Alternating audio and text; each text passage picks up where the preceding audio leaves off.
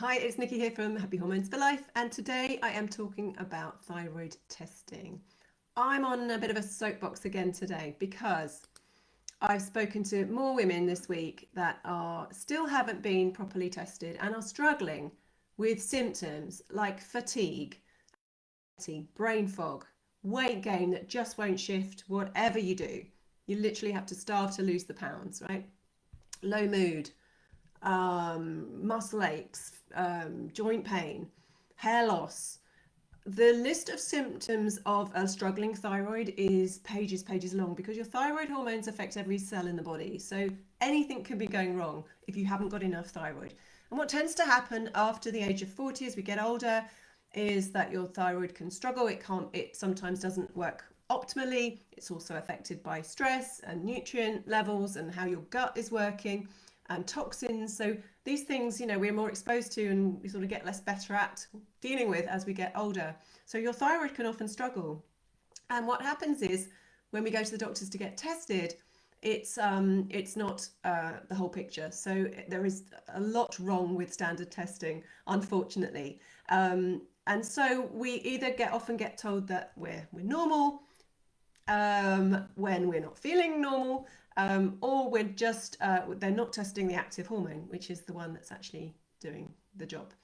So women particularly are more at risk of a low functioning thyroid, especially as we get older, because we're going through perimenopause and menopause, and those sex hormone changes are going to affect your thyroid as well. There is a strong genetic element as well if it's in your family, particularly on the maternal side. And you may not know it's in your family because your mother or grandmother may have been suffering with it without even knowing or weren't diagnosed. But if they've got similar symptoms, then it may well be in the family. It has got a genetic element. And it also is affected by stress. So, with a lot of stress around at the moment, a lot of our thyroids are struggling.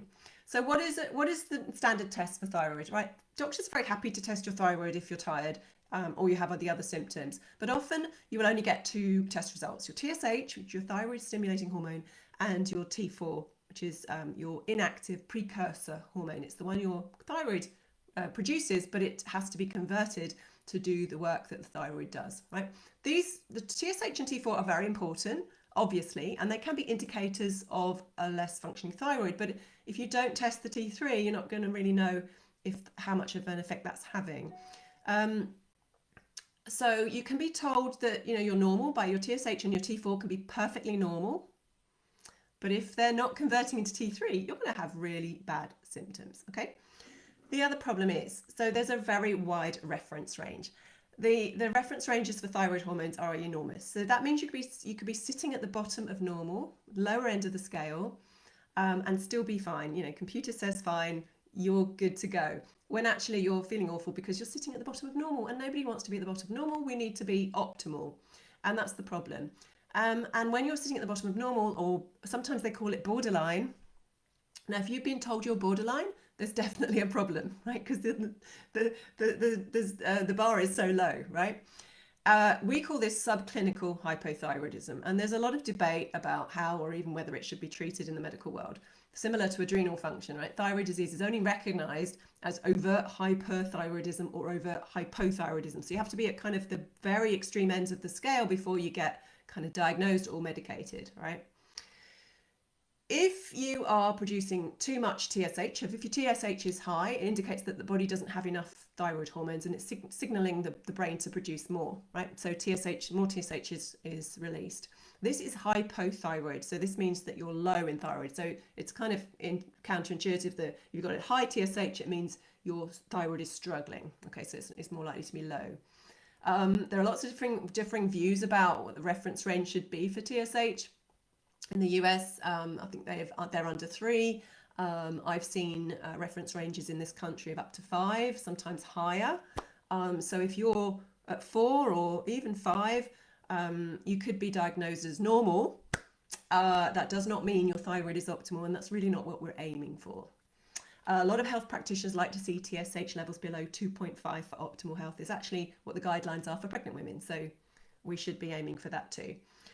The other problem with testing is it's not the whole picture. I said to you that the T3 is your active hormone. That doesn't often get tested. Sometimes if you go to the endocrinologist, they'll look at your T3, but it's quite rare to get that. I don't know why. It should just be standard, but it's not. It's really important to know your T3 levels because that's the hormone that's doing the work and making you feel good. All right. Also, in the standard testing, there's no real interest in the root cause, because if you have a subnormal thyroid thing, you'll just get medication. They're not really interested in why it's causing that. So when we're looking at health, we're looking at from the functional medicine point of view. We want to know, what is the root cause? What's going on? Why is your thyroid malfunctioning? Because there could be lots of different factors. If it's an autoimmune condition, now 80% of thyroid disease or conditions are caused by autoimmune reaction. So that's Hashimoto's if it's low, Graves if it's too high. Now, obviously, there's different levels of those as well. And autoimmune issues have a different root cause than just your thyroid not producing enough hormones. So it requires a completely different look at the body and how to treat it. So many people are just put on levothyroxine, not knowing if they have any autoimmune disorder at all. So really, you need to know that, right? Because if you have one autoimmune, you're going to be at risk of getting others as well. So if your immune system is attacking your thyroid, it's not an underactive thyroid issue. Well, that's the result of it. But the actual issue is an immune system issue, because that's what an autoimmune is. So I want to know is why is your immune system overreacting to your thyroid? What's going on in your gut, because that's where your immune system lives, to be causing that immune reaction? That's what we need to be focusing on, addressing that root cause so that we can get rid of that rather than just managing your symptoms. What is the best thyroid test? What is the alternative? So we use obviously blood test is the best way to do your thyroid. You can't really do it in any other medium. So getting blood test is important, but we test the full pathway. We want to look at your TSH, we want to look at your T4, we want to look at your T3, most importantly, and we want to look at your 2 antibodies, because when we see raised antibodies, we know then that it's an autoimmune condition, right? So when we look at the whole pathway, we can see which bit of the thyroid isn't working so well, and that's the bit we need to target, right? So if it's a conversion between T4 and T3, we know that your body's not converting it very well. And by the way, you can be on medication and not feeling very great, because medication is just T4. It's just maybe not your body is actually not converting it very well to T3, which is doing the job. Okay, so if that's the case, we can work on that conversion, because your body needs all kind of different nutrients for that conversion to happen. So if you're on medication, not feeling great, it may be that conversion. We need to test your T3, see if that medication is actually working. If you're not on medication and your T3 is low, we know again it may not be converting properly. So we're looking at nutrients anyway. If you've got raised antibodies, on the other hand, we're looking at a completely different cause. We're looking into the gut. Why is your immune system attacking your own thyroid? Okay, so that is the lowdown on testing. There's more, but I haven't got time today to go into all of it. But if you're still having symptoms and your doctor's saying you're normal and your bloods are normal and all of that, you may need to dig deeper. We can help you with that. Absolutely. Contact us for more details of how to come and look at your thyroid. We look at all your other hormones as well.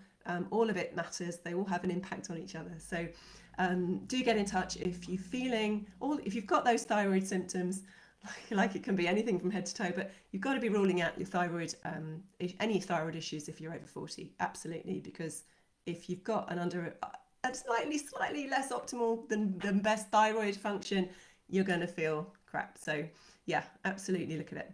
I hope that was useful today. I wish you all well. I'll see you next time.